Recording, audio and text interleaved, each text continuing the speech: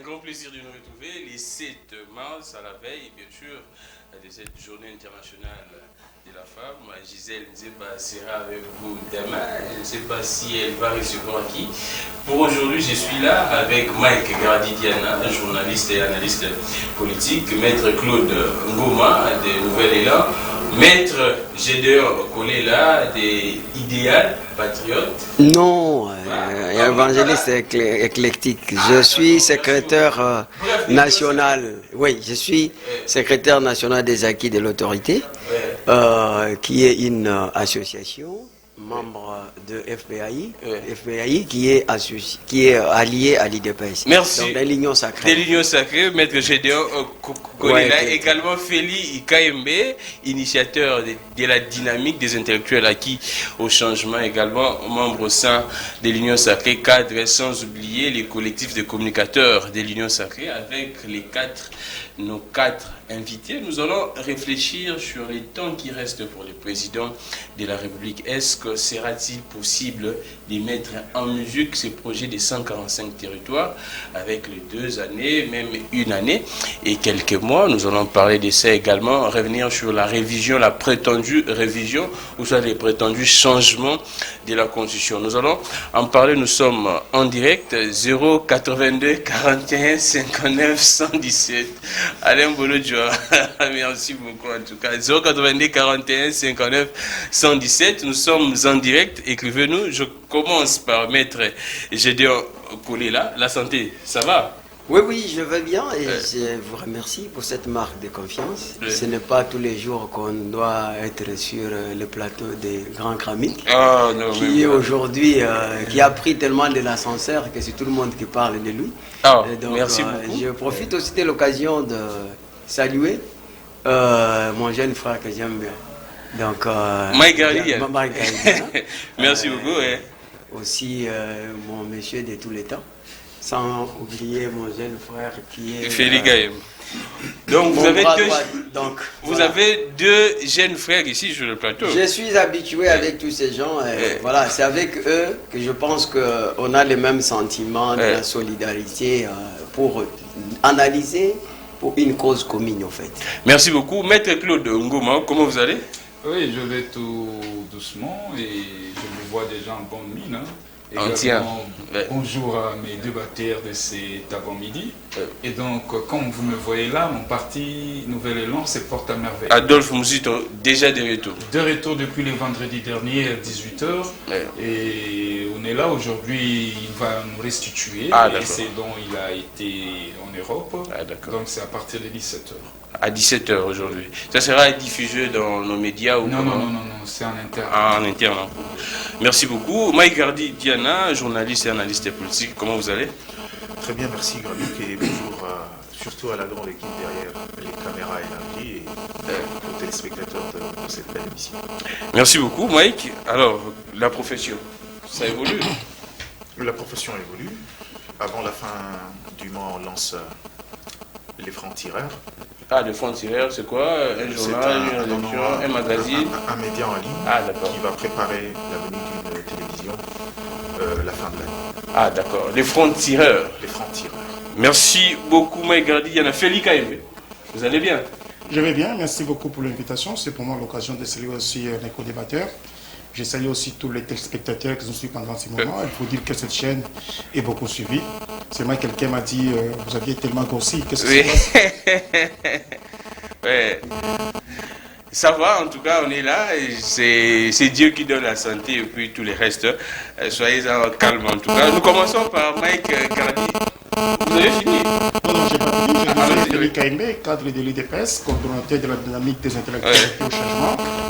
Et aussi bien président au bureau au niveau de la plénière du collectif de communicateurs de l'Union sacrée que dirige des maîtres Maître Donald Kabasele. Et donc nous sommes là pour que nous puissions parler de notre nation. Nous sommes là pour soutenir encore, si vous voulez, les actions des institutions de la République. Et surtout, il ne faut pas oublier que Pape François est en train de venir dans notre pays dans les mois de juillet, au mois de juillet. C'est là, c'est pour dire, écoutez, nous sommes dans une démocratie, nous sommes dans une diplomatie attrayante et puis agissante. Et donc, le président a donné les meilleures des lumières pour que nous puissions nous retrouver là où nous sommes aujourd'hui. Donc, c'est pour moi l'occasion de dire merci à tout ce que le président a eu à faire. Et aussi bien, vous avez vu comment est-ce qu'il y a eu un balai diplomatique dans notre pays. Les présidents de différents pays ont foulé les pieds dans notre pays, en allant comme au retour. Et donc, nous disons, le président a fait mieux. Aujourd'hui, nous sommes sur les rails.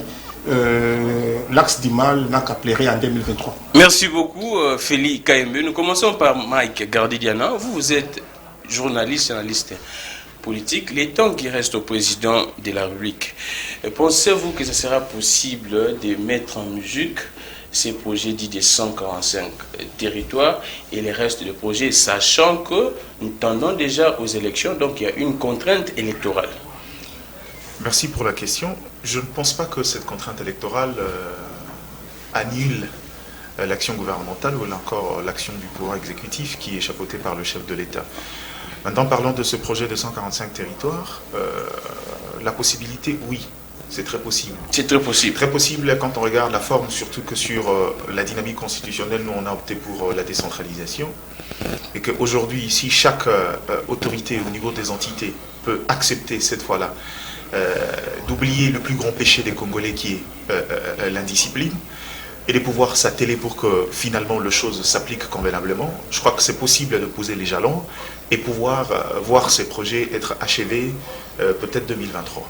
Ouais. Maintenant, le grand problème, c'est trouver justement ces personnes-là. Parce qu'à mon humble avis, c'est un projet très vaste. Très vaste. Un projet qui, du reste, tient lieu également de... comment dirais-je, d'un argument de campagne, parce qu'il ne faudra pas oublier, il est certes chef de l'État, mais il est également candidat à sa propre succession. Il a déjà manifesté l'intérêt plus d'une fois, parce que le souci est de pouvoir faire ce qu'il n'a pas pu faire pendant ces 5 premières années, ou encore pendant son premier mandat.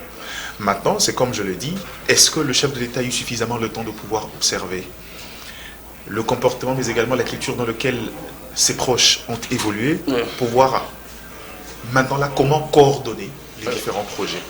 J'ai l'habitude de le dire, le plus grand péché chez les Congolais, c'est justement ce problème de coordination qui, du reste, résulte du fait qu'on est un peuple indiscipliné par nature. Le président l'a si bien dit, les points de pilotage. Oui, il ne suffit pas de le dire.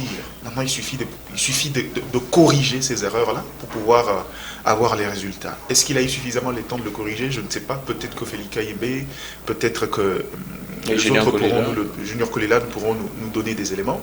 Mais pour l'instant, je crois que déjà, sur le plan des diagnostics, il a compris qu'il y a un problème de coordination, qu'il a lui de trouver les bons moyens, le bon mécanisme pour pouvoir l'appliquer. Donc, si la question est est-ce que c'est possible? La réponse est directe. Oui, c'est possible de pouvoir implémenter ces projets et voir ces projets que c'est concrétisé, parce que j'ai déjà eu, comment dirais-je, un élément de certitude sur cette approche-là. En ce qui concerne le secteur éducationnel, au-delà de projets de 200 écoles qui sont déjà en phase de construction, les entreprises ont été sélectionnées pour aller cette fois construire après avoir identifié les sites où doivent être construites ces écoles. Il y a eu un fonds également, 1 800 000 $ américains mis pour chaque territoire pour construire des écoles, qui d'ailleurs, du reste, le secteur éducatif restera le premier bilan du chef de l'État. Et je pense que si on va dans ce sens-là et que les gens adhèrent à cette pensée-là, essayent de le faire de la sorte, les choses iront. Seulement, permettez-moi de dire une chose. Quand je vois le comportement, quand je vois le regard, quand je vois le contexte de ce qui se passe au niveau provincial, il n'y a que quelques provinces qui peuvent faire objet d'exception.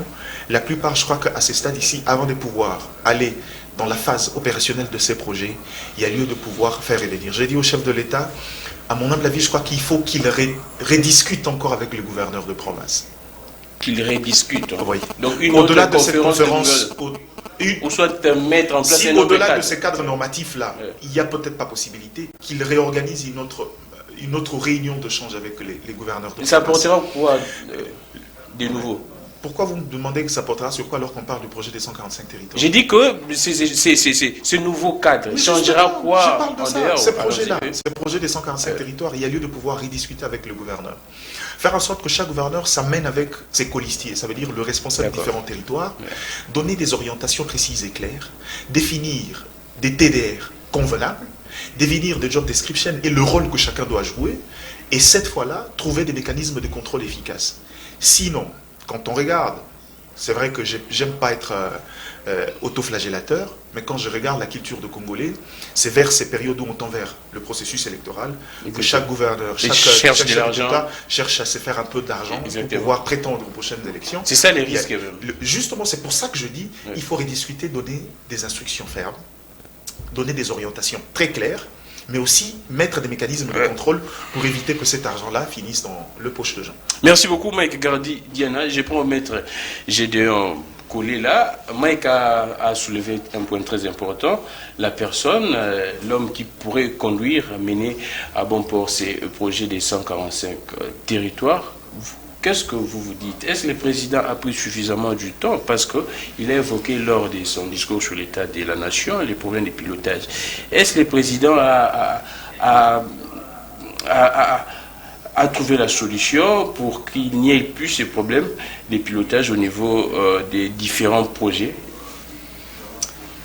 Bon, sans vouloir se verser dans l'optimisme excessif, je pense que il faut d'abord ici commencer par saluer cette initiative ou ces projets, parce que ça permet effectivement, où il y a des avantages de la décentralisation, comme il vient de le dire. Vous savez que la décentralisation permet d'alléger la tâche au gouvernement central, parce qu'il y a certaines compétences qui relèvent de la province. Par exemple, l'éducation ne pouvait pas être une question du gouvernement central. Par exemple, aujourd'hui, on parle de la santé, de l'agriculture. Ce ne sont pas des charges qui devraient revenir sur le gouvernement central. Maintenant, Mike Gardi, il pose un problème que nous avons toujours déploré, de dire que le Congo souffre où il y a déficit de deux sortes de crises. Il y a d'abord la crise d'hommes.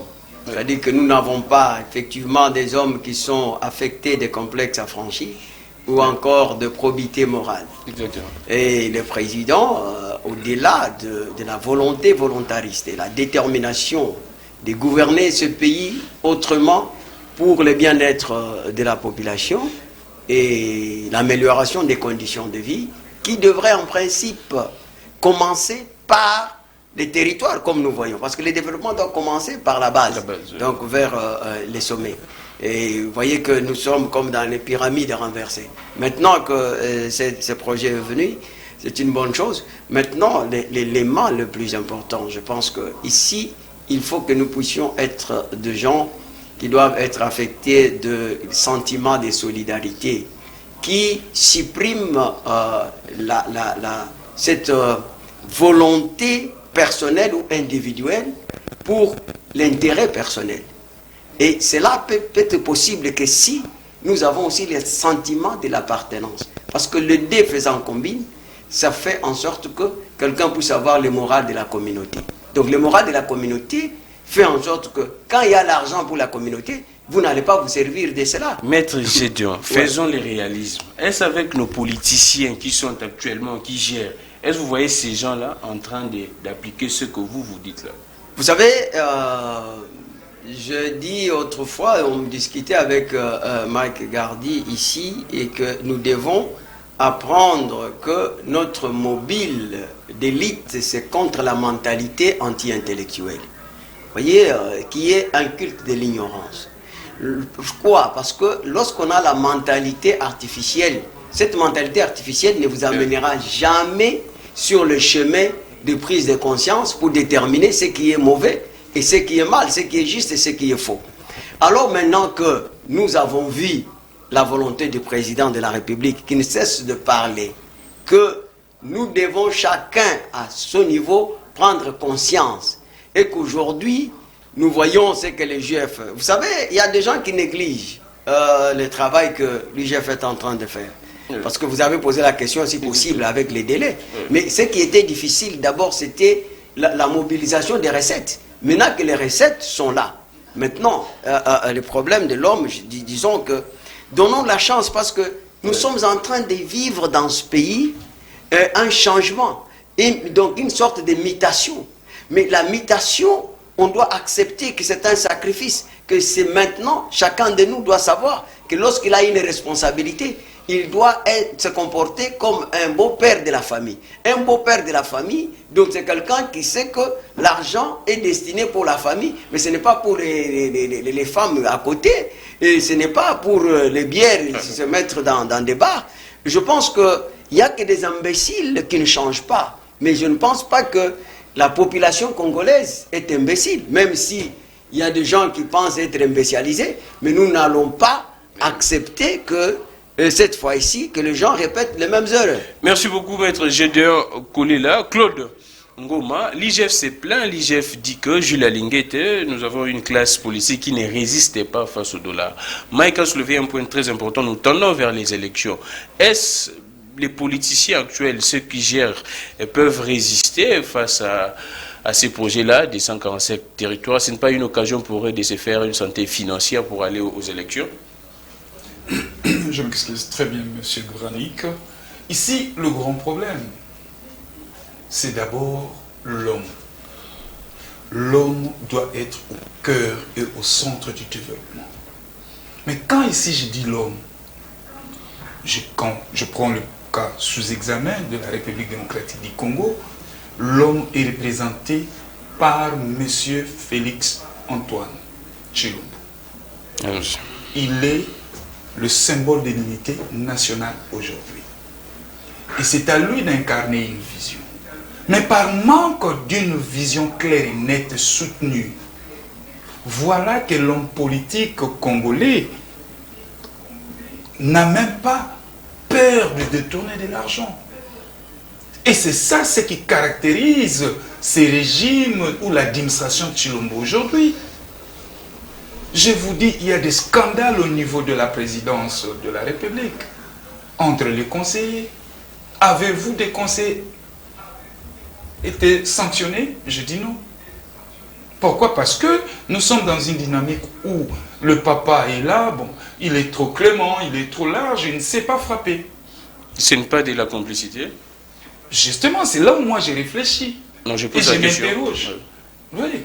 Et je prends les projets de 145 territoires. Qui pilote ces projets? Parce que nous savons que nous sommes dans un régime où il y a la responsabilité de la gestion revient à M. Jean-Michel Sama Lukonde. Yeah.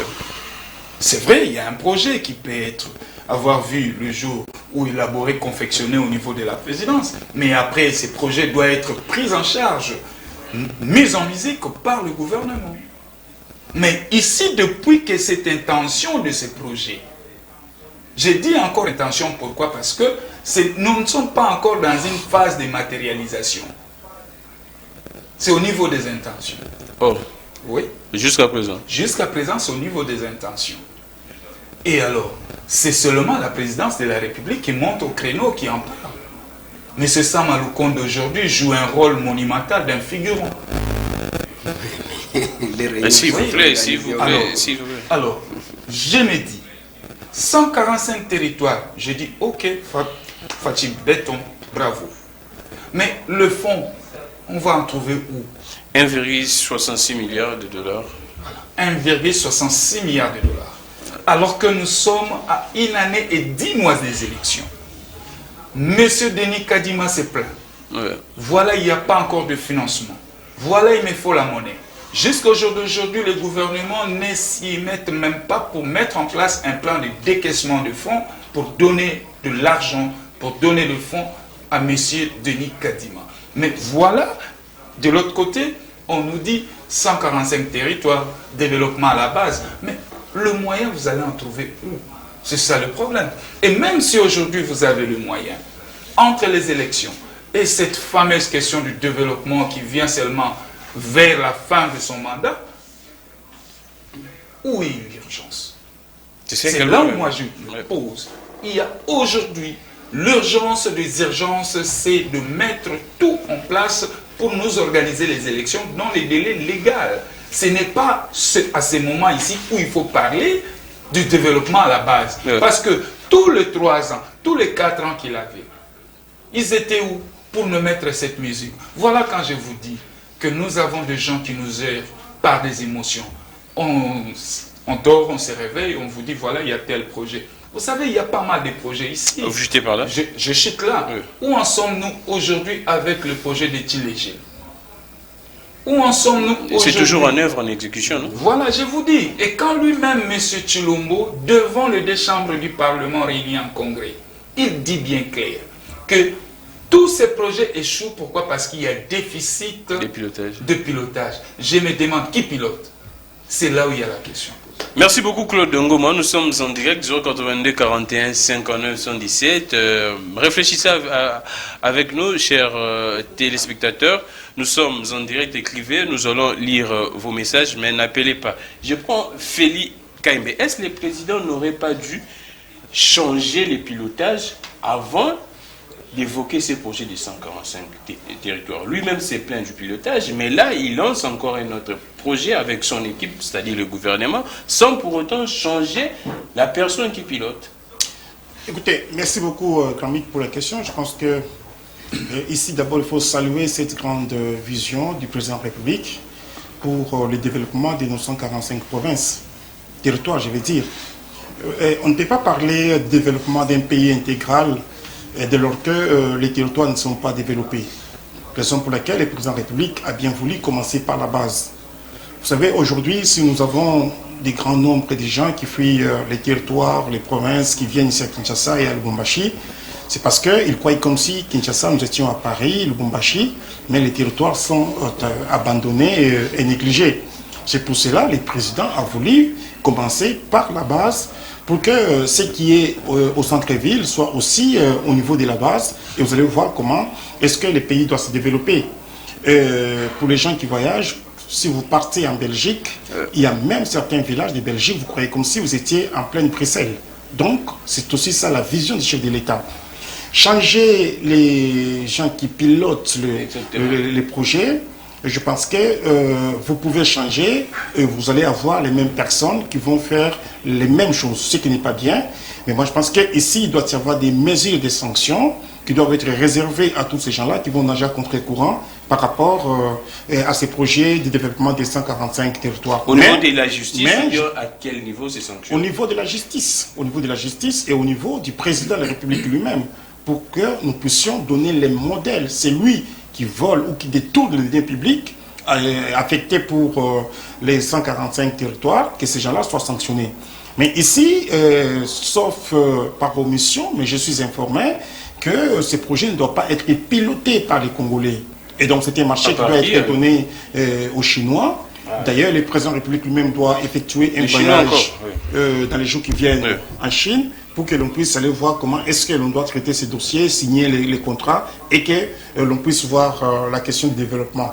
Donc moi je me dis, il ne faut pas que nous puissions faire de l'amalgame ici. Parce que quand j'entends Maître Ngoma qui dit, écoutez, il fallait que nous puissions seulement aller aux élections sans autant passer par le développement des 945 territoires. J'ai dit, écoutez, ça ne pourrait pas être une stratégie de votre part pour faire retarder les élections? Ce n'est pas une stratégie, par la simple raison que lorsque vous posez la question au ministre des Finances, il vous dit, nous avons déjà ce qu'il faut pour les élections, bien que l'on doit encore y ajouter. Mais vous ne pouvez pas parler des élections sans autant penser comment développer votre pays. Le pays ne doit pas commencer à dépenser beaucoup d'argent pour les élections, mais pour ce qui est du développement de ce pays et de son peuple, que vous puissiez oublier. Je pense qu'à un certain moment, nous, politiques, nous devons d'abord nous poser la question. Lorsque nous faisons la politique, c'est pour gérer la cité, oui, mais c'est pour répondre aussi aux besoins de la population. Et il ne faut pas prendre une sélection que ce soit comme si c'était la seule chose à faire dans la République, la seule chose à faire dans une session, là où vous allouez beaucoup de moyens, et pour ce qui est de développement, vous nagez à contre quoi. Et donc, nous soutenons la vision du chef de l'État, ou ses projets, bien entendu, de développement des 145 territoires, parce qu'à partir de là, nous pouvons alors commencer à parler de ces grands Congos qui doivent se réveiller. Mais je suis sûr que ça ne doit pas terminer au mandat de Félix Tshisekedi.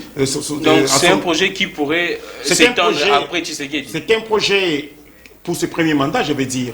Donc, ça ne doit pas se terminer en 2023, ça, il faut le dire. Parce que le Congo, 145 territoires, c'est beaucoup de territoires. Et donc, avec tout ce que l'on veut faire dans chaque territoire, voyez-vous, ce qui doit être fait, parce qu'il y a les écoles qui doivent être reconstruites, il y a les hôpitaux qui doivent être reconstruits, des stades et autres, et donc ça doit prendre beaucoup de temps. Mais ici, il faut souligner que la vision du chef de l'État, elle est salvatrice, elle est bonne. Nous devons soutenir cela pour que nous puissions, bien entendu, avoir un autre Congo. Mais aussi, il ne faut pas que nous puissions donner de l'argent aux gens qui vont encore détourner. Nous en appelons à ce que la justice puisse faire son travail au moment venu pour qu'on commence à auditer dès le début des travaux, que l'on puisse auditer et évaluer par rapport à ce qui doit être fait dans les différents territoires. Je pense que les gens ne vont pas voler de l'argent. Mais je nage à contre-courant par rapport à la position de Maître Ngoma qui vous dit il faut que nous puissions aller aux élections et que l'on puisse ignorer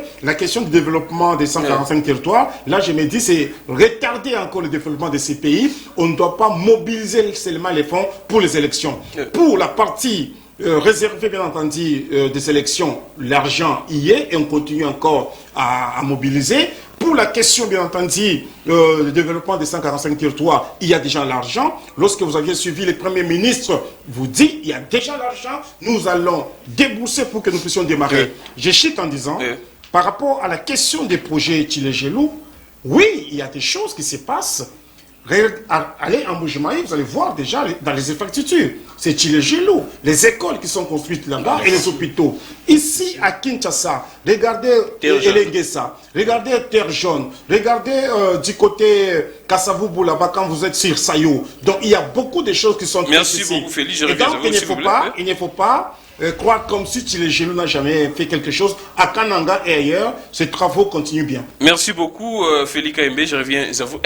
Mike Gardidiana, est-ce que le président ne risque-t-il pas de laisser sa peau au lieu de se racheter? Parce que nous tendons vers les élections. Si ce projet n'est pas exécuté comme le président pense, est-ce que le président ne risque-t-il pas de laisser sa peau au lieu de se racheter même? Bon, politiquement, c'est vrai que c'est un gros risque qu'il prend parce que si ce projet-là osait être un fiasco, c'est sur lui que ça pèsera. Cependant, j'ai préféré qu'on rentre dans le projet, la conception de certaines approches. Allons-y. S'il faut aller dans la culture, dans la mentalité telle qu'on le veut en République démocratique du Congo, finalement on continuera à vivre en sursis et on mettra régulièrement combien 3, 4, 5 milliards pour les élections, c'est vrai. D'ailleurs que je n'ai jamais eu peur de le dire pour moi, j'ai une autre conception de l'approche électorale. On va en parler. Peut-être on aura l'occasion de le dire. La conception des élections, moi j'en ai particulièrement une autre que ce que les gens pensent aujourd'hui, ce qu'on nous présente ici comme étant l'élément, le premier élément de la bonne gouvernance. C'est une fausseté, à mon humble avis. Sur la question projet de territoire, j'aimerais rappeler un élément. Parce que quand on a un État à vocation agricole comme la République démocratique du Congo, les centres d'épulsion sont généralement au niveau des entités territoriales. Je suis de ceux qui estiment et le disent toujours que le Congo n'a pas une province pauvre. Cependant, on a une province pauvre. Non, il n'y a pas de province pauvre en République démocratique du Congo. Parce que le Katanga est devenu Katanga grâce à la production des palmiers de l'Équateur. Et vous vous rendez compte que c'est justement ces principes-là de soutenance des développements. Ce qui devrait être matérialisé par la caisse de péréquation, ce qui devrait être matérialisé par la notion de la caisse de péréquation, soutenir les provinces à faible productivité, qui ne sont pas pauvres mais qui n'ont pas de productivité. Et aujourd'hui, ce qui fait qu'aujourd'hui Kinshasa a beaucoup de problèmes, notamment le problème démographique, c'est cette forme d'exode rural. On a fait croire aux gens que Kinshasa était un centre où il faisait beau vivre, alors que c'est une fausseté, ce n'est qu'une illusion en fait. Le vrai développement, la vraie richesse, le vrai développement doit commencer en interne. Je prends un exemple. Allons-y. Imagine qu'aujourd'hui, nous décidons d'aller avec ce projet de développement des 145 territoires. Cependant, je veux aussi dire une vérité, parce que quand j'ai parcouru le projet, je me suis rendu compte que le projet est beaucoup resté dans l'approche macro. Dans le sens où on est resté sur les infrastructures, sur la construction des écoles, c'est très bien. J'aimerais qu'on intègre une dimension importante. Laquelle? Faire attention au pôle de développement. Ce qui est d'ailleurs un élément qui se retrouve dans le PNSD qu'on a aujourd'hui. Ça veut dire que créer des centres d'impulsion, de développement dans chaque entité territoriale qui fera office de centre d'intérêt. Je veux l'expliquer de manière simple. C'est-à-dire un centre qui est en fait la lumière ou encore le pôle de développement, c'est-à-dire où, je prends un exemple direct. On arrive au niveau de l'Équateur, par exemple à Mbandaka, on crée une zone économique de développement. Ça veut dire qu'en termes de trafic, en termes des flux, sur le plan échanges commerciaux, sur le plan agricole, on crée des centres capables de pouvoir acheminer non seulement les productions en interne, mais à faire atterrir les productions venant d'autres centres de développement. Et je crois qu'on est parti peut-être sur cette idée-là, mais je me demande si la pensée est la même. Aujourd'hui, la question du Congo, c'est justement ça. Ces projets est la clé à beaucoup de choses. Si on ne reste pas dans le cadre d'amélioration, infrastructure et autres, à quoi ça nous servirait d'avoir de routes si la province n'a pas de production? Vous sentez qu'il y a un vide dans ces projets? À mon humble avis, je crois que c'est un projet qui mérite d'être encore étoffé. Sérieux? Dans le sens où, si on rentre seulement dans les données empiriques de chaque province, on se rendra compte de la particularité de chaque province. Le côté agricole de l'Équateur, du Grand Bantoudou, dans son ensemble, le côté minier des autres parties là-bas, il n'y a rien à dire, il faut juste aujourd'hui redéfinir les intérêts de la République et aller sur cette politique-là où on maintient, où encore on crée une chaîne de valeur au niveau local, être en mesure d'exiger aux entreprises de produire chez nous pour impulser les développements. On va également, les autres provinces minières comme le Katanga et les autres, et le Bas-Congo avec non seulement sa porte avec les autres États par l'océan, mais aussi le secteur agricole. C'est question de pouvoir redéfinir cette question-là, recréer les zones de développement. Et je vous dis que ces projets ici, si ce projet est bien exécuté, il sera le jalon sur quoi chaque action gouvernementale va devoir se poser.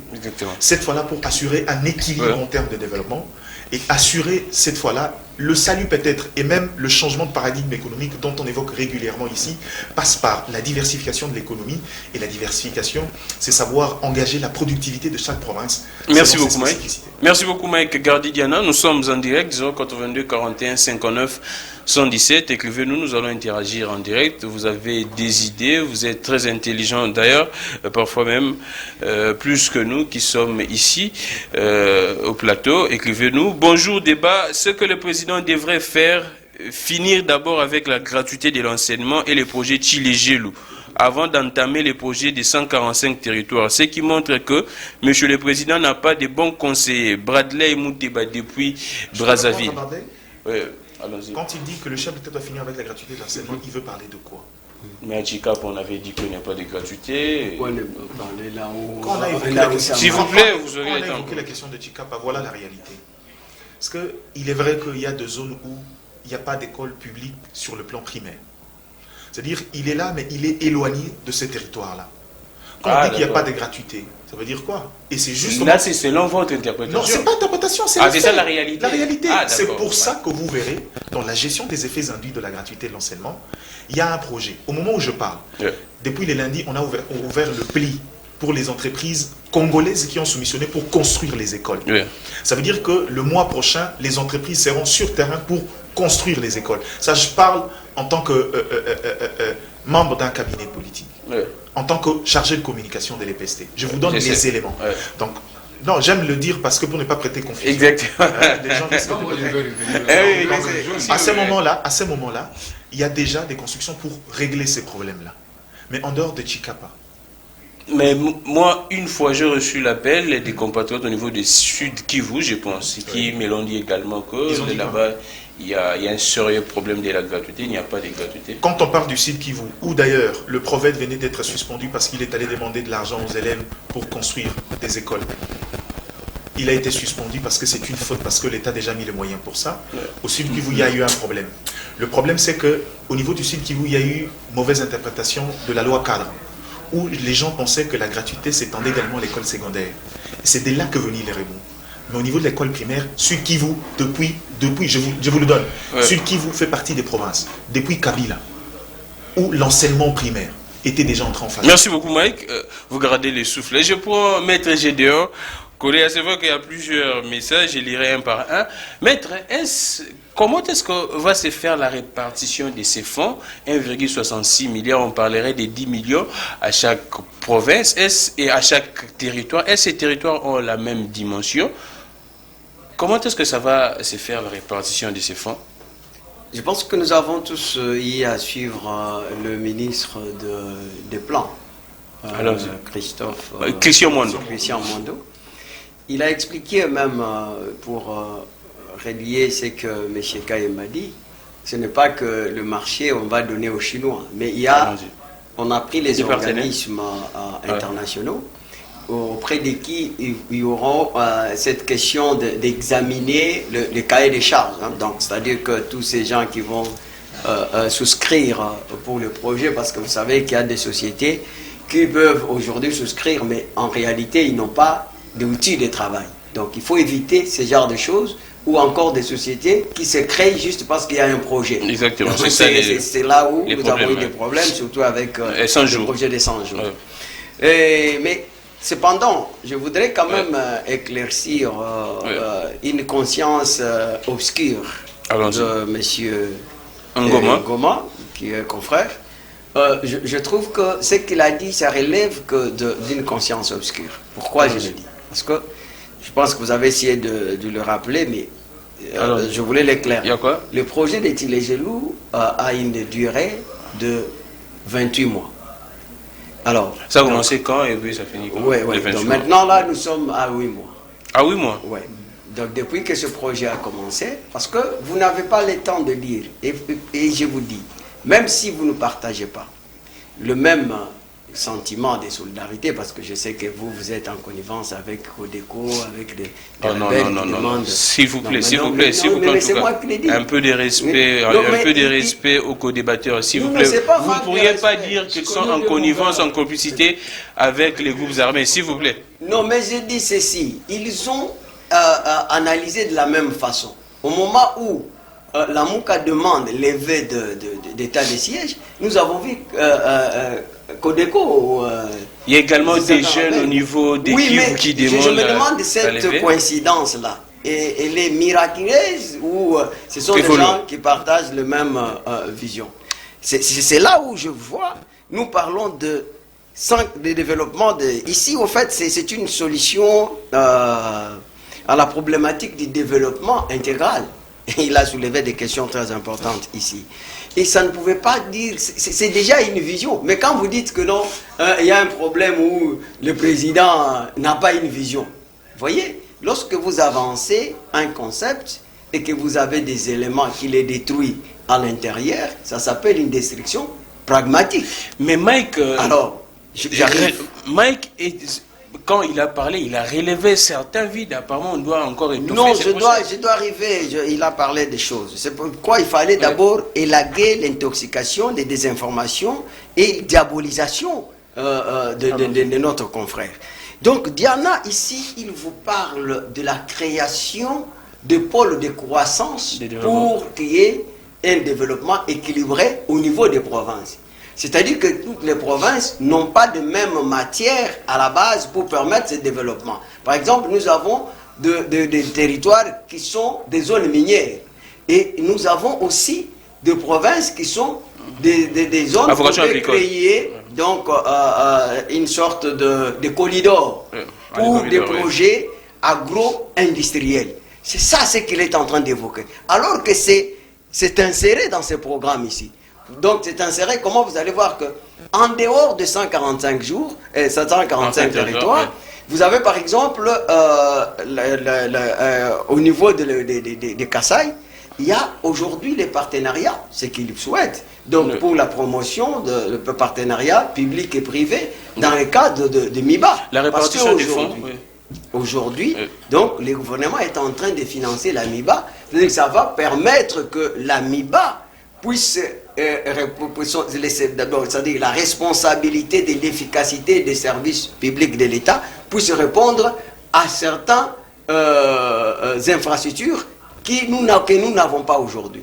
Donc, lorsqu'il évoque les cas des zones agro-industrielles qu'on peut créer à partir de l'agriculture, aujourd'hui nous avons Kanyamaka CC. voyez, aujourd'hui nous avons Kanyama Ça suffit? Et non, il y en a beaucoup, même à l'est, là-bas, on a créé, quelque sorte là-bas, je pense que lui connaît. Ouais. Donc, c'est-à-dire qu'aujourd'hui, il faut saluer ces projets. Il faut saluer ces projets parce qu'on prend en compte ces zones, cette création de pôles de croissance sous forme de corridors. La répartition des fonds, ça peut se faire... Pardon? La répartition des fonds, ça peut se faire de quelle manière? Non, mais la répartition des fonds, c'est fait en amont. Ici, vous-même, vous venez on tient compte de quoi? Des problèmes au niveau de chaque territoire, ou bien on tiendra compte de quoi pour répartir ces fonds? Non, ces fonds, c'est-à-dire qu'on n'a pas tenu compte de l'espace géographique ou quoi, on a tenu compte des territoires décentralisés et aussi des villes. Donc nous avons aussi des villes déconcentrées. Donc on a tenu compte qu'aujourd'hui, plus que jamais, par exemple, c'est ce qui revient à l'école. Vous savez, si on construit ne fût que 5 écoles, fois autant, nous aurons combien d'écoles? C'est plus de 2000 qu'on sort. Donc, alors si on construit que des routes, de fois autant, c'est-à-dire qu'aujourd'hui, on n'aura jamais, après ce projet, on n'aura jamais un problème de communication. On n'aura pas un problème aujourd'hui que pour aller en Bandaka, il faut nécessairement prendre un avion. Non, pour aller au Kassa, il faut nécessairement prendre un avion. Donc, c'est-à-dire qu'ici, ce qu'il faut, comme nous l'avons dit dans l'entame, c'est qu'il faut tout simplement faire les bons choix. Et lorsqu'on parle de pilotage, ici, je vais chuter par là. Lorsque le président il faut savoir que le gouvernement, c'est une chaîne. Le Premier ministre n'est qu'un maillon d'une chaîne. Et que l'exécution, c'est au niveau des secteurs. Parce qu'il y a chaque ministre dans son secteur. Donc, il a une organisation où, au niveau de points de chute où il y a l'exécution. Alors, quand on parle de ces décrets de décalage dans l'exécution, il ne faut pas toujours voir le Premier ministre, mais il faut voir la chaîne. Donc, l'exécution, c'est au niveau de travail même qui doit être fait. Merci beaucoup. Alors, si le président doit veiller, parce que lui dit qui pilote, ce n'est pas le président. Vous savez, le chef est là pour créer un environnement ambiant et motivant en tenant compte des compétences de ses collaborateurs. Merci beaucoup, et c'est comme ça que les choses se passent. Merci beaucoup, Gédéon Kolela. Bonjour, Gramik. Les débatteurs et les Congolais doivent savoir que Fachi a commencé sa fonction, soit ses fonctions, disons, comme ça, avec 1. Covid-19, 2. Crise des majorités au Parlement, 3. Sans gouvernement, 4. Ebola et autres. Tout ce que Kabila n'avait pas fait pendant 18 ans, tout ça, ça constitue des blocages et empêchements dans l'exercice du pouvoir. Je prends Claude. En parlant des 145 territoires, quelle serait l'action phare que les exécutants de ces projets doivent appliquer ou soit doivent matérialiser pour que les Congolais sentent que 145 territoires marchent déjà? Très bien, Gramik. Ici, moi je vais relever 2 questions de fond. Allons-y.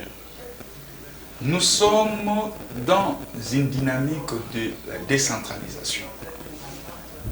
La décentralisation veut dire développement à la base, comme nous venons de le dire tout à l'heure, et voire même les constituants de 2011 a prévu le développement à la base. Mais il a mis en place 2 instruments qui devraient favoriser, qui doivent favoriser ces développements à la base. Nous avons la rétrocession qui pose un problème jusqu'au jour d'aujourd'hui. Depuis que l'administration Tshilombo est entrée au pouvoir, ils n'ont jamais rétrocédé. La caisse, jamais je vous dis, la caisse nationale de péréquation n'a jamais été activée. Et aujourd'hui, on nous parle de 10 millions de dollars qui seraient affectés par territoire. Donc si je vous comprends bien, il serait mieux d'appliquer d'abord la Constitution. Mais c'est ça la Constitution. Le Constitution de 2011 a prévu qu'il y ait développement qui doit passer par la rétrocession et justement l'activation de la caisse de péréquation. Mais on met les deux instruments à côté et on vient nous amener une enveloppe comme cas 10 millions de dollars sera affecté par territoire. Et j'évolue encore dans le raisonnement. Les 10 millions de dollars qu'on a affectés ou qui doit affecter de manière forfaitaire, est-ce qu'avant d'arrêter ces montants de 10 millions, il y a eu des études minutieusement faites? C'est ça même. Pour qu'il y ait développement là-bas. On ne risque pas d'arriver avec ce qui est arrivé avec Kinshasa, Bopeto, où il donnait, je pense, 10 millions. 2 millions de dollars. Vous voyez? Et chacune de nos provinces a ses réalités. Je prends l'exemple de ma province à moi qui est le Bas-Congo. Vous prenez 10 millions de dollars, vous affectez dans le Bas-Congo, ça va faire grand-chose. Oui. Je prends les 10 millions de dollars, vous affectez ça en Mbandaka, à l'Équateur. Ça sera une goutte d'eau dans l'océan. Pourquoi? Pourquoi? Parce que la situation géographique de Mbandaka, pour parler de développement Mbandaka, vous devez jeter des ponts, vous devez construire des routes. Voyez-vous? Parce que là, c'est les eaux. Voyez-vous? Quand on est en Iragongo, où vous avez des montagnes, tout ça là, avec l'état de siège, où il y a des groupes rebelles, tout ça là, qui parlent plein là-bas, comment vous allez construire? Et vous prenez 10 millions de dollars. Il y a des préalables à faire. Il y a des préalables avant même d'arrêter les montants de manière forfaitaire. Il faudrait qu'il y ait des études menées pour parler de développement sur le Grand Congo. Développement dans tous les secteurs. Je suis là, d'accord avec mon ami Dark, quand il dit des pôles d'économie, tout ça, des pôles de développement, justement pour susciter encore, ou booster encore la croissance. J'ai dit oui, mais tout doit passer par des études. Je veux vous dire, mon cher ami, la RDC, mon pays, ce n'est pas un pays à développer. C'est un pays à construire. On ne peut que parler de développement après avoir construit. Et dites-moi maintenant, dans ces fameux projets de développement des 145 territoires, on peut parler de développement? Moi, j'ai dit non. Parce que là, nous sommes encore dans une phase de la construction. Le Congo n'est même pas reconstruit. Le concept pose problème. Merci beaucoup, Ngoma. Oui. Et je me dis, pourquoi M. Tshilombo n'arrive pas à activer la rétrocession et la caisse de péréquation? Vous jetez par là. Oui. Et là, ça me met dans une position telle que je me dis que ce projet ici ne verra même pas le jour. Ce projet, je vous dis, ne verra même pas le jour. Ça va s'arrêter au niveau du papier. Merci beaucoup, Claude. Ça va s'arrêter au niveau du papier. Vous savez quoi? Moi, j'ai compris aujourd'hui la politique de M. Tshilombo. C'est quoi ça Il est dans une dynamique de la séduction. Il veut séduire la classe, comment les Congolais, l'opinion, en lieu et place de convaincre. Merci beaucoup, Claude. Bonjour les débats, bonjour les invités. Pour réduire les détournements, il faut à tout moment où l'on débloque l'argent pour n'importe quelle réalisation, que cela soit publié. Les montants et les timings des travaux soient connus par les Congolais bénéficiaires. Gaspard Kakwata depuis... Gaspard, ça c'est une exigence de la DGSM. Dans la passation de marché public, on connaît les tons de l'ouvrage et le montant. Et puisque c'est généralement des projets... Il dit qu'à chaque fois qu'on publie, on annonce au public que non, on a décaissé tel montant. C'est juste que lui doit connaître quels sont le portail où il faut frapper pour avoir les informations. Merci beaucoup. Alors je prends Feli KMB. Les concepts posent déjà problème. La RDC, c'est un pays à construire et non à développer. Apparemment, il n'y avait pas d'études, même des faisabilités ou soit d'études pour voir si ces projets méritent d'être ou bien on devrait commencer par les préalables. Selon Maître Claude Ngoma. Non, quand je suis bien Maître Claude Ngoma, je comprends tout simplement qu'il est une contradiction de lui-même. Vous savez, aujourd'hui, s'il faut parler de la construction, et donc ça va demander beaucoup de moyens. Ça, c'est de 1. De 2, il ne faut pas faire de l'amalgame. Il s'agit bien entendu de développer nos territoires à nous, donc au niveau de la base. Le développement d'abord c'est quoi? C'est la question qu'il faut se poser parce que là, je trouve qu'il a un petit souci. Le développement, c'est-à-dire au niveau du territoire, il doit y avoir les hôpitaux, il doit y avoir de l'eau, il doit y avoir de l'électricité. Mais il faut construire. S'il vous plaît, Claude, s'il vous plaît. S'il vous plaît, Claude, vous aurez le temps de réagir. Voyez-vous? Et donc, il doit y avoir de l'eau, il doit y avoir de l'électricité, il doit y avoir les hôpitaux. C'est ça même le développement et aussi, bien entendu, les infrastructures. Voyez-vous? Mais ici, Claude est en train de nous présenter autre chose. Son problème à lui, c'est quoi? C'est de voir tout simplement les présidents de la République mobiliser tous les fonds, oublier les peuples congolais et que nous puissions aller aux élections en 2023. C'est ça son souci. Pourtant, Tshisekedi, oui, je comprends bien dans sa politique. Pourtant, Tshisekedi, c'est un président de la République. Il a fait un vœu ou soit il a fait des promesses au peuple congolais. C'est sur base de son projet qu'il est en train de travailler. Celui qui est président de la République aujourd'hui, vous n'allez pas oublier, il vient de la population congolaise. Comme je l'ai toujours dit, c'est un produit fini de la population congolaise. C'est quoi quand vous dites ça? C'est-à-dire, c'est un monsieur qui vient d'un parti politique et démocrate, élu, bien entendu, par le peuple congolais, et il est redevable vis-à-vis de ce peuple. Voilà pourquoi il revient à la base pour dire « je vais développer le pays à partir de la base, permettez-moi, dans la tautologie ». Donc, ici, il ne faut pas que nous puissions faire de l'amalgame. Il y a des choses à faire dans notre pays. Il y a certaines avancées ici, dans notre pays. Il suffit tout simplement que l'on puisse activer cela pour que nous puissions nous retrouver à tous les niveaux, bien entendu, même avec la base. Mais je ne peux pas comprendre, lorsque Maître Claude est en train de nous présenter autre schéma, de dire, écoutez, je ne vois pas comment est-ce que ça doit rester. D'abord, il est pessimiste. C'est quelque chose à dénoncer. Ah, c'est son droit, non? Non, c'est son droit, mais ce n'est pas un bon droit ou soit une bonne façon d'aborder les choses. Ici, nous disons, la vision du chef de l'État, c'est de voir ce qui est à Kinshasa doit être chez moi à Kanangila. Ce qui est à Lubumbashi doit être chez toi à Popo Kabaka. Je ne dis pas que c'est de Popo Kabaka. Ce qui est à Kisangani doit être, je ne sais pas, en Fungurume. C'est ça même le développement. C'est ce qui doit faire en sorte que celui qui est dans son territoire, je ne sais pas lequel, ne doit pas envier à être ici à Kinshasa. Celui qui est à Lubumbashi ne doit pas envier à être je ne sais pas où. Donc partout où tu es, il y a des normes requises pour qu'une personne normale puisse vivre. C'est ça les soucis du chef de l'État. Donc ce que nous disons aujourd'hui, c'est une grande vision d'un développement intégral de notre pays. Et donc nous devons soutenir cela. Les problèmes, on pouvait les dire si peut-être il n'y avait pas les moyens. Mais lorsque le Premier ministre lui-même vous dit il y a déjà les moyens, nous attendons que l'ego... Quoi de plus normal de soutenir que de commencer à critiquer sur ces plateaux. Donc, je chute en disant, il y a eu des études faites d'une manière orthodoxe. Écoutez, mon cher ami, lorsque le président a fait le tour de la République du Congo, le Premier ministre lui-même, nous avons les experts dans les différents domaines, nous connaissons notre pays. Nous ne sommes pas les étrangers qui vont venir aujourd'hui commencer à dire, écoutez, nous voulons développer. On a fait un constat, on a fait des études minutieuses pour dire, écoutez, pour que ce Congo puisse se développer, nous devons commencer par la base. C'est aussi ça, la vision, si vous voulez, bien que c'était politique, lorsqu'on a eu à décentraliser notre pays avec... nous avions quitté les 11 provinces aux 26 provinces. Donc cela était bien entendu pour dire, rapprocher encore de plus en plus les administrés plus proches de leur chef, mais aujourd'hui, il n'y a pas eu de développement.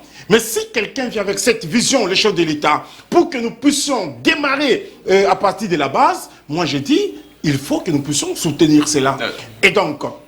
les élections, comme Marc Didiana le disait, ne doivent pas être la seule bataille pour les Congolais ou pour les politiques. On ne peut pas dépenser beaucoup d'argent pour les élections au moment où vous n'avez pas les hôpitaux, au moment où vous n'avez pas les écoles, au moment où vous n'avez pas de routes, au moment où vous n'avez pas d'eau, vous n'avez pas d'électricité. Et donc moi je pense qu'il faudrait que nous puissions revoir encore cette question-là. Oui, nous sommes pour les élections, mais vous n'allez pas aller aux élections avec les gens malades. Vous n'allez pas aller aux élections avec les gens qui ne sont pas instruits. Vous n'allez pas aller aux élections avec les gens sans eau, sans courant. Et donc je pense qu'au-delà des élections, il y a mieux à faire, c'est de développer les territoires au niveau de la base. Félix KMB, bonjour les débats. Pour moi, tous les projets, quel que soit le nombre, il faut les mettre tous en musique, en construction. parce que ce sont des projets de la continuité du pouvoir. Il parlait de la continuité des affaires de l'État. Je prends Mike Gardi Diana. Nous prenons les derniers sujets, si possible la prétendue révision, soit des prétendus changements de la Constitution. Mike Gardi Diana, vous êtes journaliste. Vous pensez que notre Constitution est un frein pour le développement, ou bien nous devrions changer quelques histoires, il y a des limites? Et qu'est-ce que vous en pensez de cette Constitution dite des belligérants? Merci Grémy pour la question. Je vais demander votre permission. Dans votre temps d'antenne. Je reviens sur un élément essentiel. Et c'est une phrase que j'aime pas écouter. Quand vous dites le Congo est à construire, c'est faux. Allons-y. Pourquoi? Argumentez. Le Congo est peut-être à reconstruire, pas à construire. Allons-y. Quand on a eu un même indice de développement que le Japon dans le passé, vous n'allez pas dire que ces pays-là n'ont pas été construits. C'est peut-être sous la gestion belge, oui, je comprends. Le président Sikembo Kekoufa. Doucement, j'y arrive. C'est là où je dis, le Congo est à reconstruire, pas à construire. Quand vous dites le Congo est à construire, ça veut dire que nous sommes dans un non-État. Or, consciencieusement, on sait que c'est faux. Aujourd'hui, en Afrique, essayer d'établir une échelle sur le plan dans le cadre normatif de la République. Ouais. À quel niveau vous situerez la RDC? Vous nous mettrez avec la Centrafrique? Le Mali? Nous sommes où? Soudan? Nous sommes où alors? S'il vous plaît, à un certain moment, il faut éviter cette forme de congolo-pessimisme. On a nos défauts qui relèvent de problèmes de discipline chez les hommes, mais ne dites pas aux gens, quand vous le dites, vous jetez du désespoir. Il ne faut pas dire le pays est à reconstruire, pas à construire. Mike, qu'est-ce qui marche pays a un passé glorieux. Qu'est-ce qui marche dans ces pays? Pardon? Qu'est-ce qui marche dans ces pays? Qu'est-ce qui marche dans ces pays? Vous voulez que je commence par où? Moi, je te pose la question. Vous voulez que je commence par où? La démocratie. S'il vous plaît, Feli. À vous de prendre où vous voulez, en tout cas. J'aurais aimé qu'on aille schématiquement. Ouvrez votre téléphone. Allons-y. Réfléchissons sur la liste de 54 États en Afrique, sur l'indice de développement. Sommes-nous le dernier? Je vous pose une question. Sommes-nous les derniers? À moi de poser la question. Je vais poser la question. Je reviens sur un deuxième élément. Comme nous, le Ghana, venait à peine de mettre en musique la gratuité de l'enseignement. Vous connaissez le système au Ghana? Parce qu'une même classe, on a scindé en deux. C'est-à-dire, pendant la moitié de l'année, d'autres étudient, et puis les autres viennent continuer la moitié de l'année. Nous, on l'a fait. Ici, quand vous dites ici, il y a un surnombre dans des salles. Hein. Laissez-moi vous dire une chose. Ouais. Le Congolais a besoin de grands. Notre ambition est à la taille de ce que nous représentons, de ce que nous avons comme potentiel. C'est ça le problème du Congo.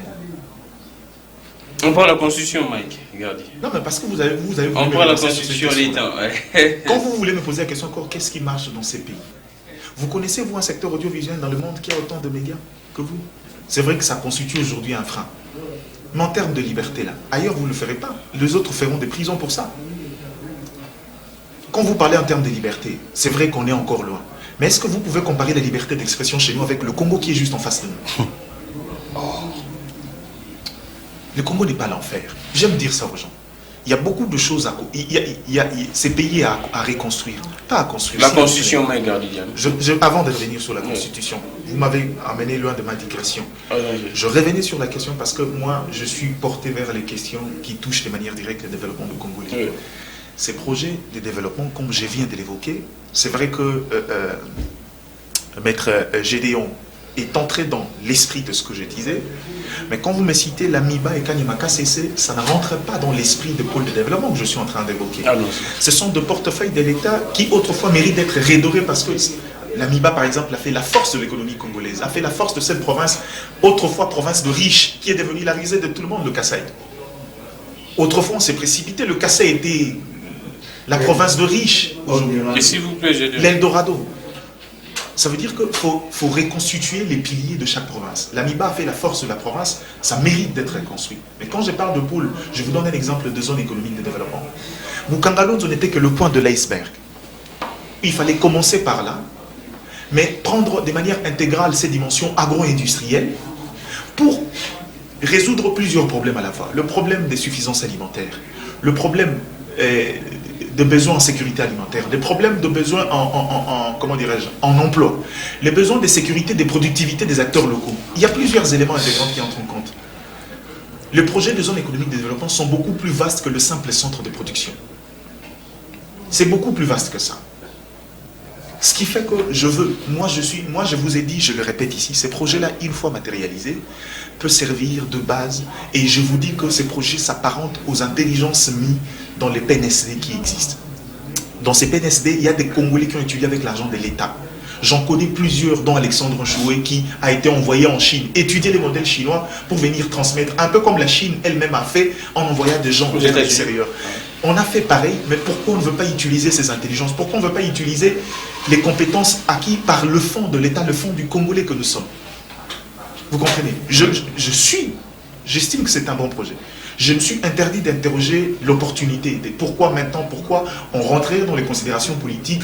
Or, quand on entre sur ce terrain-là, ça devient des arguments hominem et on passe à côté de l'essentiel. Revenons sur la question de la Constitution, qui du reste est très politique. Je suis d'avis, et je l'ai toujours dit, que cette Constitution mérite d'être révisée. Pourquoi? Je pense, à mon humble avis, qu'il y a beaucoup de mimétisme, il y a beaucoup de contradictions dans cette Constitution-là, et il y a beaucoup de non-dits. Par exemple, la plus grande question, la nébuleuse qui tue le Congolais aujourd'hui, j'aimerais qu'on en fasse comme tous les autres États. La confusion entre la limitation du mandat, où certains estiment que c'est sur le plan quantitatif, d'autres sur le plan limitatif. Exactement. Il n'est jamais clair, alors que quand vous regardez le 22e amendement des États-Unis, on dit nul ne peut faire au-delà de 2 mandats. Là, on n'a pas besoin de la Cour constitutionnelle. Ça veut dire que juridiquement, tout le monde le sait, que dès que je fais mes 2 mandats, c'est fini, je ne reviens plus.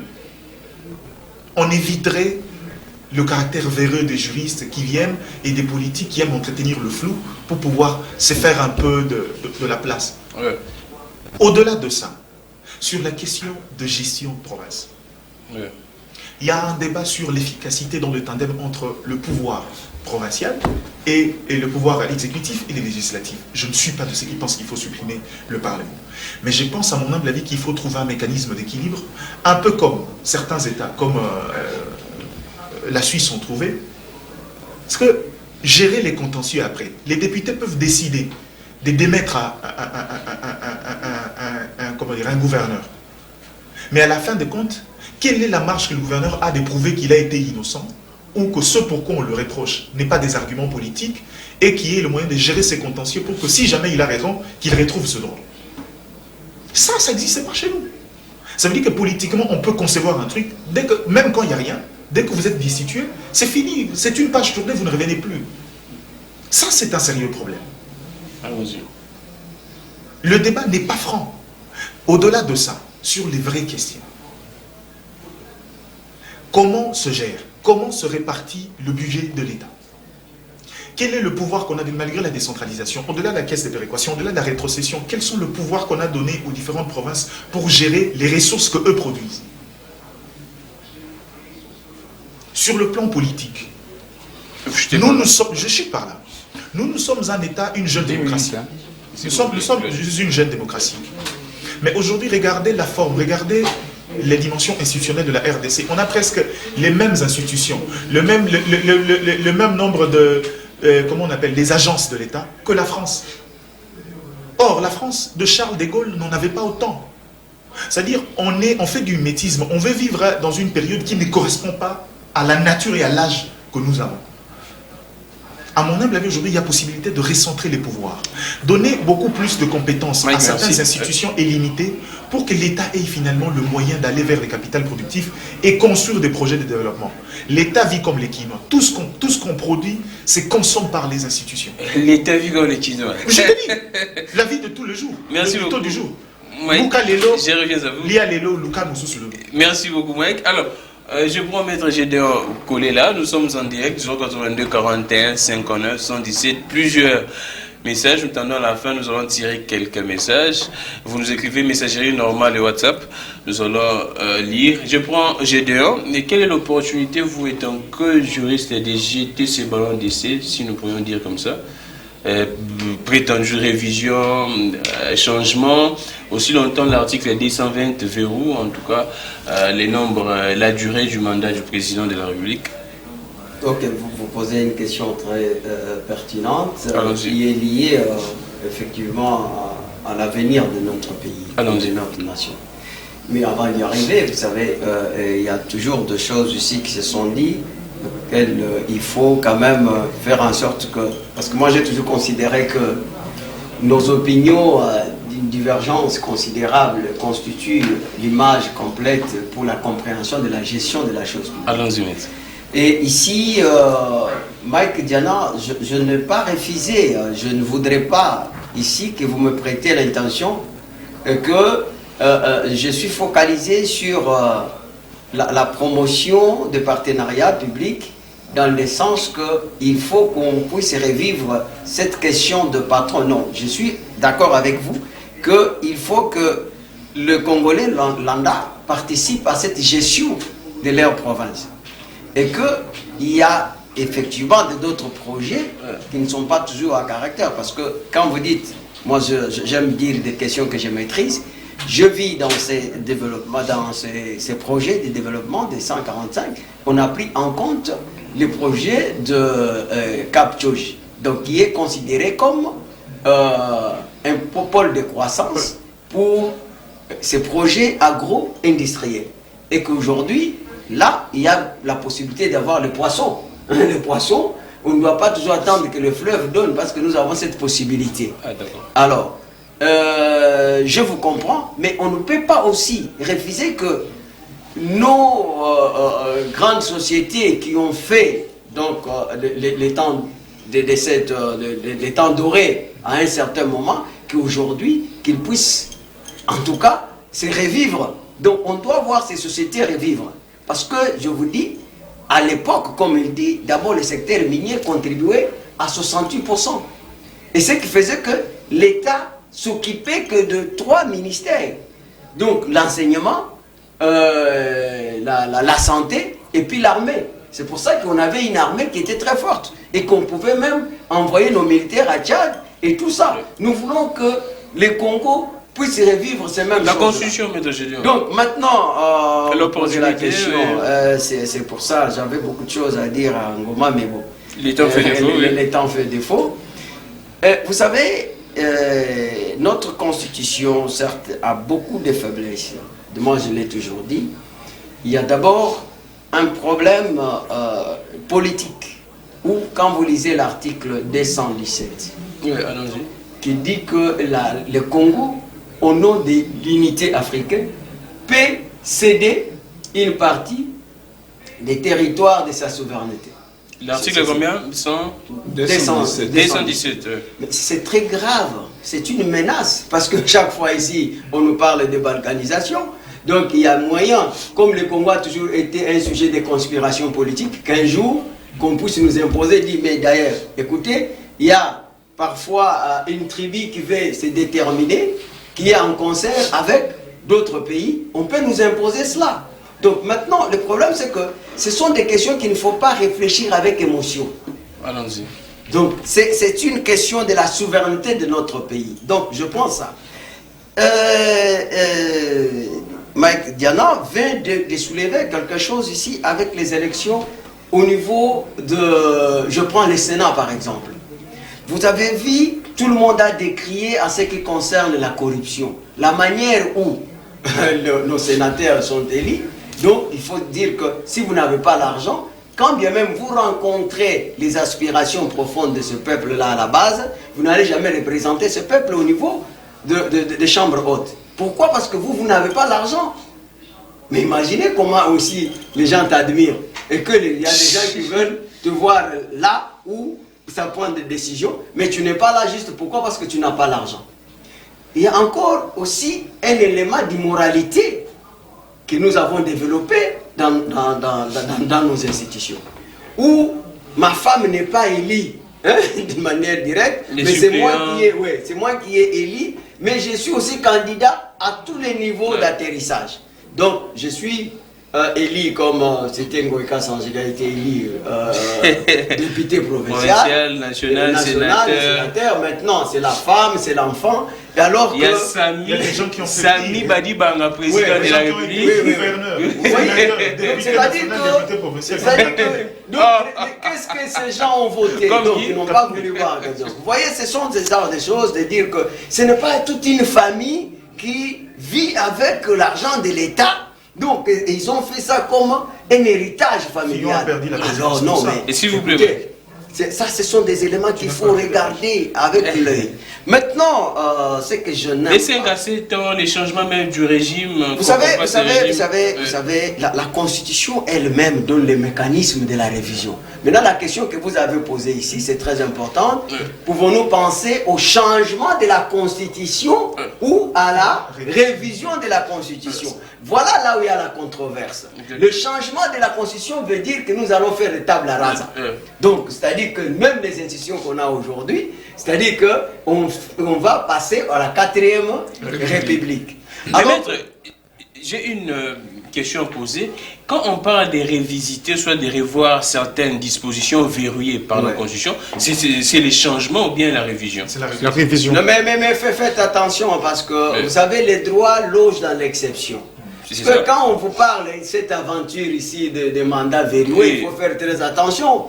C'est une aventure juridique parce que c'est le peuple, au fait, au niveau de l'article 5, qui peut voir s'il y a possibilité, effectivement, de déverrouiller. Oui, par la voie référendaire.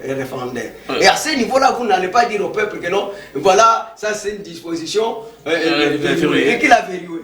Les peuples. Donc c'est les constituants, ils ont soumis le projet. Vous chutez vite, a été voté par la population et que la même population peut être déterminée pour faire quoi? Pour déverrouiller.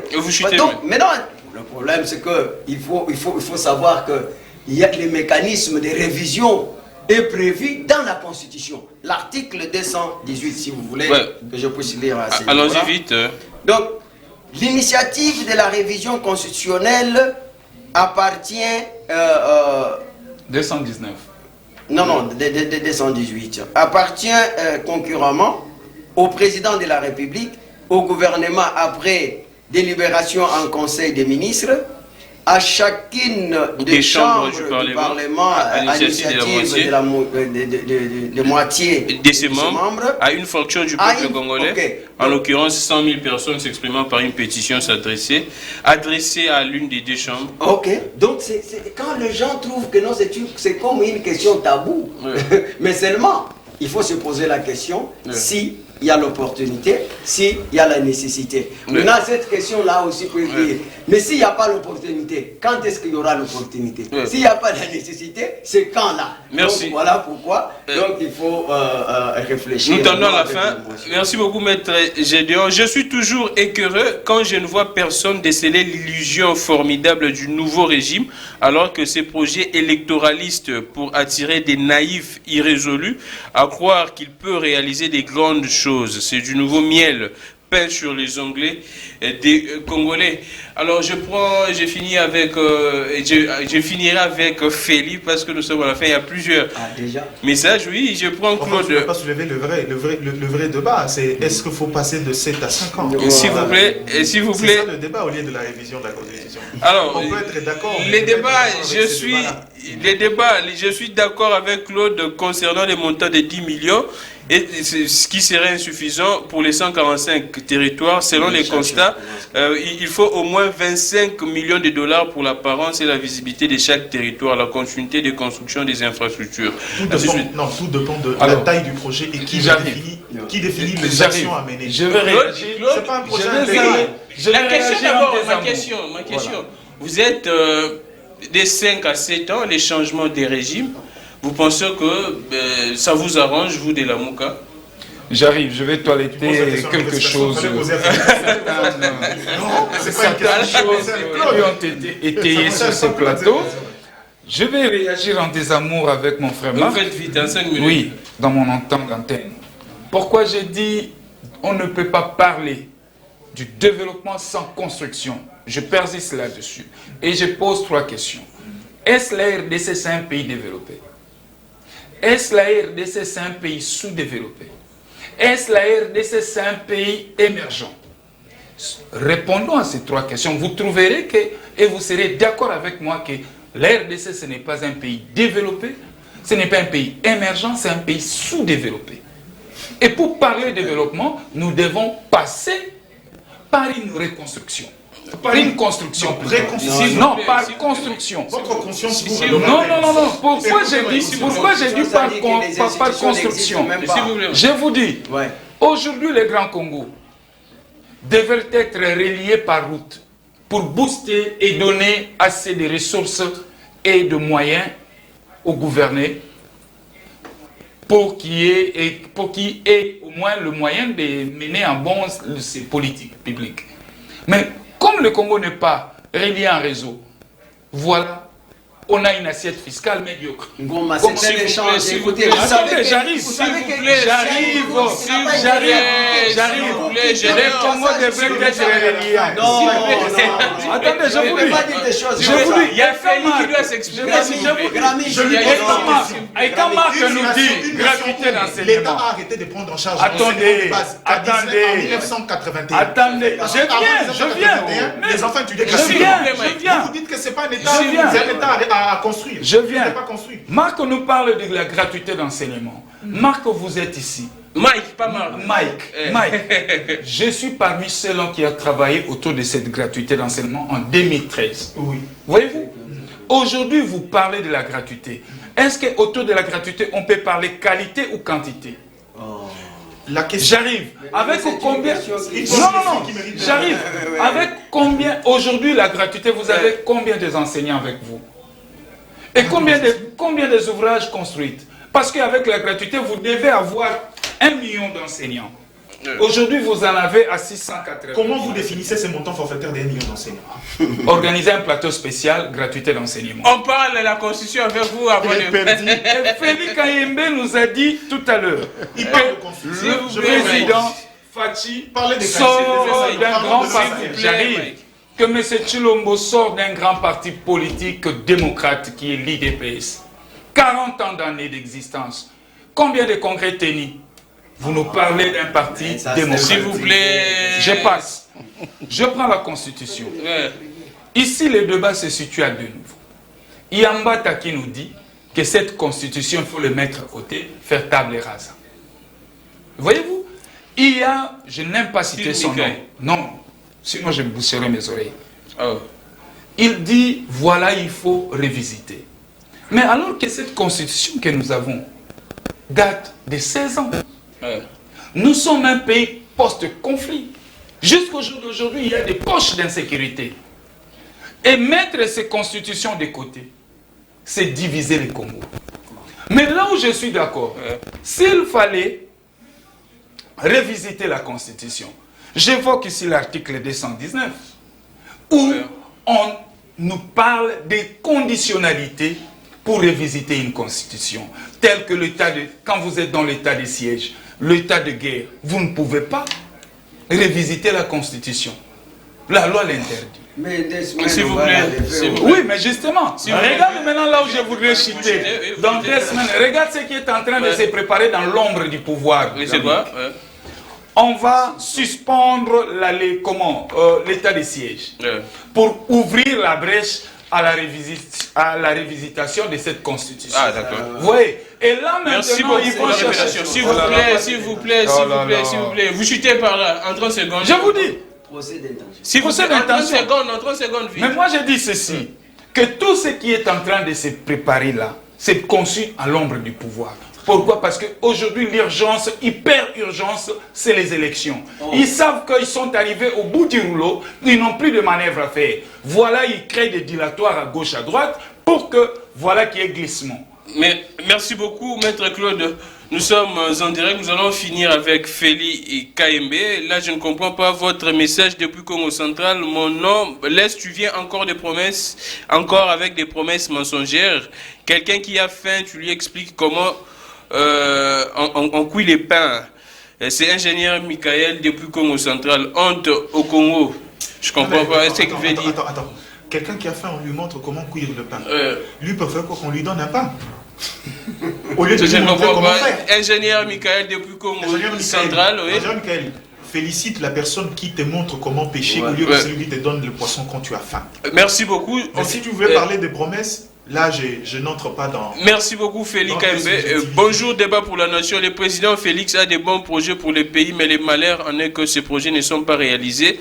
et ce qui les rend incompétents. Ce qui les rend incompétents, c'est son entourage. Il veut s'enrichir de leur propre poche. Il a parlé de la gratuité, les 100 jours. Maintenant, nous entendons les 145 territoires. Tous ces projets vont rester impraticables. L'UDPS n'a rien fait pour les pays qu'ils partent. Pour moi, vaut mieux Kabila que c'est Chalmino Likele depuis Nsele. Nous finissons avec Feli et KMB. Changement de la constitution, ben ça vous arrange? On dit que non, vous êtes en train de mijoter quelque chose. D'abord, il faut nuancer, il ne s'agit pas d'un changement de la Constitution, il s'agit bien entendu de la révisitation de la Constitution. Ce qui est prévu même de la Constitution. Ça nous arrange pas. Écoutez, je pense qu'à un certain moment, il faudrait à un certain moment, il faudrait que nous puissions laisser les élites congolaises réfléchir à haute voix. Vous savez, nous sommes comme de ceux-là qui se disent, écoutez, nous sommes dans une république des gens qui ne doivent pas réfléchir, ce qui n'est pas normal. Lorsque Steve Mbika a parlé de ça et le professeur André Mbata, il faut dire d'abord ce sont des parlementaires. Ils ont réfléchi à haute voix, ils ont soumis la question pour que l'on puisse alors voir comment est-ce que cette question doit être traitée si vous voulez. Mais là où je ne suis pas d'accord, les Congolais malins veulent faire passer la révisitation qui est constitutionnelle de certains articles comme si c'était un changement de la Constitution. Maître Gédéon l'a dit, si vous voulez parler d'un changement, c'est que pour dire, vous supprimez la Constitution qui est là et on doit faire une autre Constitution. Mais ici, il s'agit de la révisitation. Vous savez, même aux États-Unis, on a révisité la Constitution plus de 100 quelques fois. Aujourd'hui où nous parlons, la constitution de notre pays, on l'a déjà révisitée. Quel est l'intérêt? Et donc, j'ai dit, pour nous, ce n'est pas un intérêt. C'est une réflexion normale des parlementaires qui vous disent, écoutez, nous devons revoir certains articles. Il y a un article qu'on a donné ici, qu'on vous dit, vous pouvez céder une partie de votre terre. Pourquoi ne pas réfléchir sur ça pour dire, écoutez, nous pouvons révisiter cela. Il y a aussi, mon cher ami, lorsque nous parlons de la révisitation de la Constitution, aujourd'hui nous sommes à un tour. On peut réfléchir avec la loi électorale pour dire, écoutez, on peut retourner au détour. Aujourd'hui, il y a les problèmes d'essai. Donc moi, je pense que s'il faut parler de la révisitation de la Constitution, ça ne doit pas nous avantager, nous qui sommes au pouvoir, ou soit ceux qui sont dans l'opposition, mais plutôt, ce sont des règles normales dans une démocratie où on peut revoir cela. Mais je vais chuter en disant, il ne faut pas parler de la quantité de l'école de base, soit de la qualité. Il faut dire aujourd'hui, avec la gratuité de l'école de base, nous avions pu récupérer au moins 6 millions d'élèves qui sont sur les bancs de l'école. Ça, il faut souligner. Deuxième chose, s'il vous plaît. Il faut changer une chose. Ce n'est pas l'enseignement de base, l'enseignement primaire. L'enseignement primaire, merci. Nous avions récupéré au moins 6 millions d'élèves pour l'enseignement primaire qui n'avaient pas le temps d'étudier. La qualité, je vais poser la question à Maître Ngoma. Lorsque Mouzito était Premier ministre, il n'a pas construit les écoles. Et donc, il avait fallu qu'il puisse nous construire les écoles pour que nous puissions... Toi, tu as étudié s'il vous plaît, non, c'est moi qui ai la parole. Vous chutez, oui. Il avait fallu que M. Mouzito, Premier ministre, puisse nous construire les écoles, mais il n'a pas construit les écoles. Voilà pourquoi aujourd'hui, il y a un surnombre. Mais puisqu'il y a déjà une information officielle que Mike nous a donnée, où on doit construire les écoles, il n'y aura plus les surnombres. S'il vous plaît, quelle priorité? Le paiement de la il n'a pas fait, monsieur. Il avait fallu qu'il construise les écoles. Il avait fallu qu'il construise les écoles. Attendez, et j'achète en disant, s'il vous plaît, Gédéon, s'il vous plaît, protégez-moi, mon cher. Protégez-moi. S'il vous plaît, Gédéon. S'il vous plaît, collez là. S'il vous plaît, Gédéon. S'il vous plaît, collez là.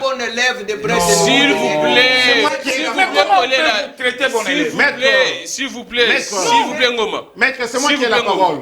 Alors je disais ceci, on ne doit pas parler de la division du Congo si on révisite la Constitution, parce qu'il ne s'agit pas ici... S'il vous plaît, quand il faut mettre la Constitution de côté. Mais ici, il ne s'agit pas de mettre la Constitution de côté, il s'agit de la révisitation. Yambata qui dit autre chose. Non, il s'agit de la révisitation. Merci beaucoup. Et nous disons, dans une démocratie normale, on peut révisiter la Constitution, ça ne doit pas élever. Merci beaucoup. Alors, la solidarité entre confrères, Mike, l'analyse d'un journaliste, quel intérêt pour l'UDPS qui a milité pendant tous ces temps d'opposition d'échanger la Constitution? C'est une complicité. Oui, en fait, l'intérêt de l'UDPS. L'UDPS aujourd'hui est un parti au pouvoir. Ça veut dire que tout dépend de qu'est-ce qu'on veut, on vise par la révision de la Constitution. Je sais que ce n'est pas dans la tête peut-être du chef de l'État, mais quand Mika il propose de passer de 5 à 7 ans, c'est presque ce que King a fait à l'époque de Kabila. Ça, ce sont des opérations de séduction. Et malheureusement, c'est ça le grand problème. Révisiter la Constitution, c'est un droit. Ça favorise les présidents ou bien ça les défavorise? Donc quand on parle de la révision, il ne faut pas voir les présidents de la République, il faut voir les pays, il faut voir la Constitution. S'il vous plaît, oui. Ne mettez pas cela à l'article du président ou à son intérêt. Tout dépend de l'orientation. Aujourd'hui, vouloir passer d'un mandat de 5 à 7 ans profiterait au prochain chef de l'État. Parce que ça ne sera pas applicable pendant ces mandats. Ça veut dire que ça prendra application à l'entrée il aura la possibilité de après 2023. S'il fait un deuxième mandat, là ça va le profiter. C'est pas aussi un acquis, il faut le dire. Merci beaucoup. Donc maintenant, permets-moi juste de dire non, c'est un acquis avec le peuple congolais. Le grand débat maintenant, c'est que passer des 5 à 7 ans ne résoudra pas le problème du Congo. Le problème congolais n'est pas dans les délais. On reconnaît ici les faiblesses de la culture en termes de cette notion de séparation du pouvoir. J'ai déjà dit depuis le départ qu'il est difficile pour un chef d'État qui n'a pas la majorité au Congo de travailler aisément. Autant que c'est le cas aux États-Unis, Trump en a fait le frais.